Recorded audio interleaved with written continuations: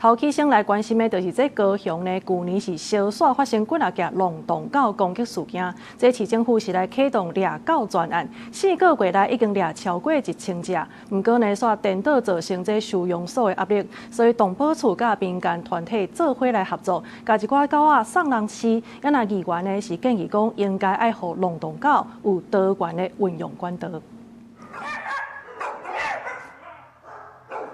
看到人一排狗仔一直哄哄叫，高雄寿山动物收容所规定的收容量是250只，这阵差不多有9成满。动保处讲，因为去年7月到10月，高雄永安甲旗山码头山发生龙洞犬攻击受水的坐过人甲山顶的玫瑰鹿，造成伤亡。市府启动专案，加强掠龙洞犬，短4个月就掠1050只，地属高雄2大公家收容所拢逼量。透过专案经费，我们也跟我们的一些民间团体、厂商这边一起配合。 把我们这些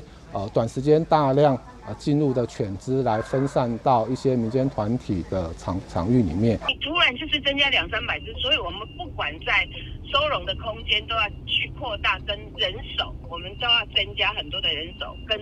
饲料的费用什么，这个都是要成正比的去增加。 高雄燕巢甲寿山2大收容所的量进步是900只，只要9成满。动保处对随甲民间团体合作，进行暂时的收容，也是协助送养。不过1个月向100-300只，动保团体嘛讲，真正是第一摆拄到。有议员建议，除了掠甲送养以外，卖当互龙洞犬有多元的运用管道。动保处也应该同步加强工作犬的培训，上工一条龙的机制，透过搜救犬、陪伴犬、驱猴犬等多元管道，让这些犬只对市政有帮助，让收容的量能不再紧绷。动保处表示，去年甲中央申请的专案有大约2000万的经费，除了增加卡手掠龙洞犬以外，主要佫会用伫加强饲主责任的教育。因相信，只有源头的观念正确，才会当有效来减少流浪动物的问题。记者柯家族、邱朝阳、高雄采访报道。